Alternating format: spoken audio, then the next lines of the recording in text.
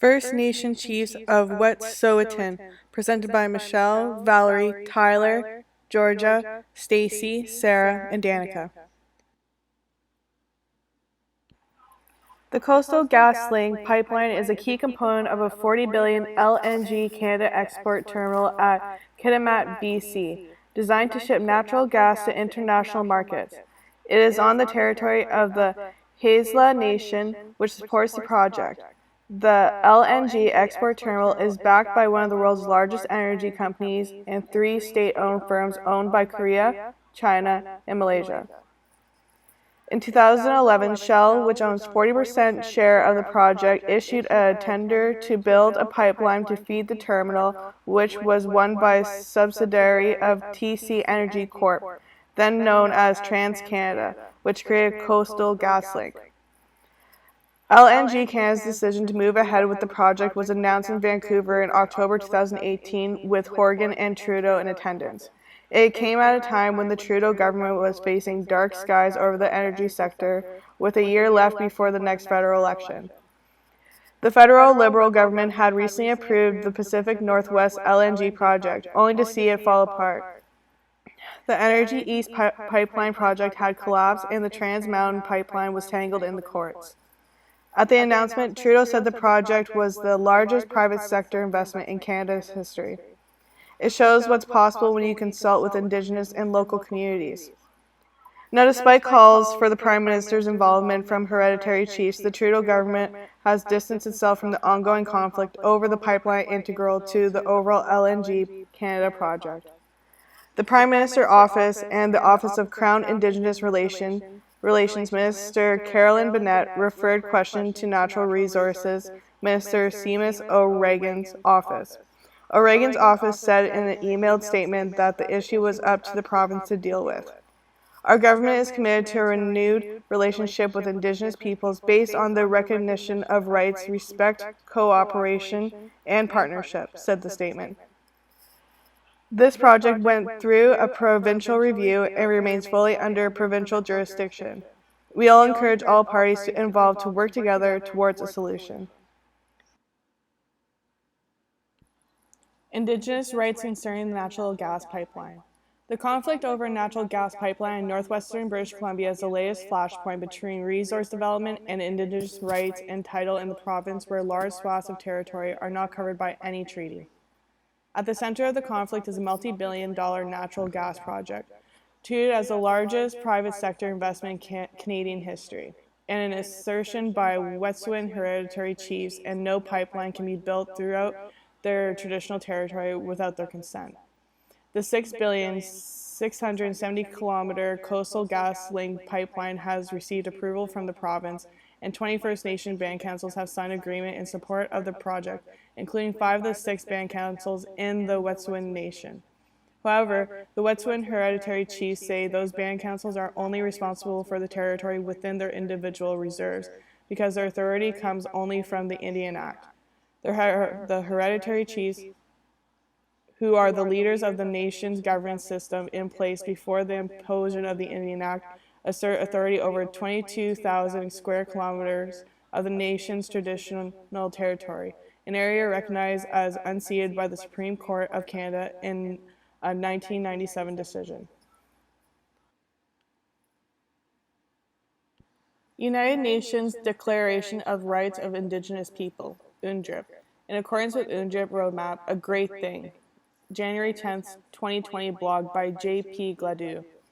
Adoption in BC and Canada of the United Nations Declaration of Rights of Indigenous People is a real opportunity for strengthening the relationships that have been so fractured for such a long time now. The BC government, introducing its Declaration of the Rights of Indigenous Peoples Act, said, "It is about ending discrimination, upholding basic human rights, and ensuring more economic justice and fairness." The federal government says the UN Declaration is a statement of the collective and individual rights that are necessary for the survival, dignity, and well-being of Indigenous people. Both governments will move over time to ensure their laws and policies are in harmony with the principles of UNDRIP. This creates no new rights. As BC noted, the Constitution is clear. Indigenous peoples have rights in their territories, and successive court cases have upheld these. The conflict is centered on a Forest Service road that leads into the heart of Wet'suwet'en Territory, about 300 kilometers west of Prince George, BC. The road is the only access point for workers to build the Coastal GasLink pipeline through the area. The Wet'suwet'en have established at least 3 camps along the road, including the Unistonen Healing Village that began as a Wet'suwet'en-operated checkpoint on the road in 2009, preventing people working on the pipeline from accessing the territory. An interim court injunction in December 2018 ordered people to stop preventing Coastal GasLink from gaining access to the road and bridge. Police came to enforce the injunction at the Gedentem camp on January 7, 2019, arresting 14 people. In British Columbia, most of the land has never been ceded or surrendered, and Supreme Court decisions have grappled with the uncertainty left in that wake. BC was also the first jurisdiction in Canada to pass legislation to implement the UN Declaration on the Rights of Indigenous People, an international document that sets minimum standards on how countries deal with Indigenous peoples. December 31st, 2019, Justice Marquette Church rules in favor of Coastal GasLink and orders an interlocutory injunction. Church rules that Coastal GasLink has all the required approvals to proceed with the pipeline project. The injunction orders specific Wet'suwet'en defendants and supporters to stop preventing Coastal GasLink and contractors from accessing the Maurice West Forest Service Road. January 5, 2020, Wet'suwet'en Hereditary Chiefs issued an eviction notice to Coastal GasLink citing Wet'suwet'en trespass laws. RCMP report finding fallen trees on the Maurice West Forest Service Road along with notched trees and other materials they characterize as traps likely to cause bodily harm, including stacks of tires, kindling and jugs of oil and gas products. The road is impassable. Wet'suwet'en Hereditary Chiefs say the trees were felled by people on the territory out of fear for their safety. Coastal GasLink posted aerial photos that appear to show the large cluster of more than 100 trees strewn across the Maurice River Forest Service Road. We are the title holders, and the province must address the issues of our title if they want to gain access to our lands, says Hereditary Chief Namox, who is also known as John Ridsdale. On January 7, Wet'suwet'en Hereditary Chiefs hold a news conference marking the one-year anniversary of the RCMP enforcement of the previous interim injunction against them. The chiefs published a list of demands including calls for the province to cancel all the permits for the project and for the RCMP to leave the territory. The chiefs cite a report from the UN Committee on the Elimination of Racial Discrimination urging Canada to halt the construction of the Site C Dam, Trans Mountain Pipeline expansion, and the Coastal GasLink pipeline. The committee says these projects do not have the free, prior, and informed consent of Indigenous people. The UN letter draws criticism from groups including the First Nations LNG Alliance, who say Indigenous groups who support the project were not consulted before the committee took position on the project.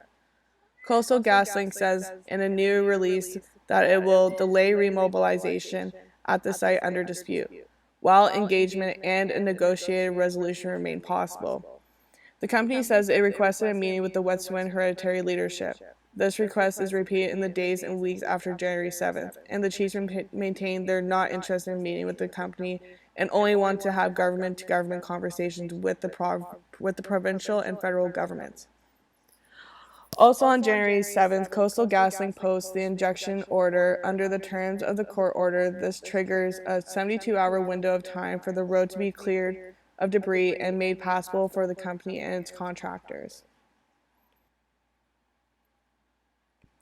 BC Premier John Horgan says the province has discharged its responsibility to respect the Coastal GasLink pipeline project, which is opposed by 5 Wet'suwet'en Hereditary Chiefs. Ben Helms, CBC. The RCMP announces it will stand down on enforcement of the injunction while province and hereditary chiefs engage in a 7-day discussion period. The BC government, Wet'suwet'en Hereditary Chiefs, and the Coastal GasLink all issue statements in the late evening saying the talks have failed to find a resolution. RCMP announced at a news conference they are ready to enforce the injunction order and urge pipeline opponents to leave the area or face arrest. Before dawn, RCMP began enforcing the injunction. 6 people are arrested at a camp at kilometer 39.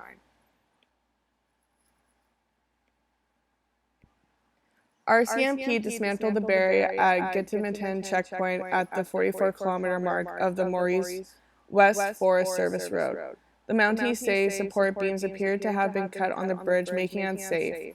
Police make 4 more arrests. Wet'suwet'en supporters blocked the only road back to Houston, temporarily preventing RCMP from returning to their detachment with those who'd been arrested. Police announced the exclusion zone and checkpoint would be relocated more than 20 kilometers closer to Houston on the road. RCMP arrested 11 people at the warming room after they refused to leave. Police say in a statement that several people had barricaded themselves inside, some using chains in an effort to prevent their arrest. On February 10th, police moved into the Uniston, where the Wet'suwet'en have, for more than a decade, been reestablishing a presence in what began as an effort to block proposed energy projects through the area. Among 7 arrested are Carla Tate, the director of clinical programming for the Unistonen Healing Center, and Frida Husen, longtime spokesperson for the Unistonen and one of the named defendants in the injunction brought forward by the Coastal GasLink.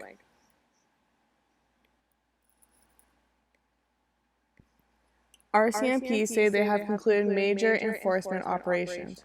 The arrests by the RCMP in the Wet'suwet'en Territory have triggered railway blockades and other protests across the country.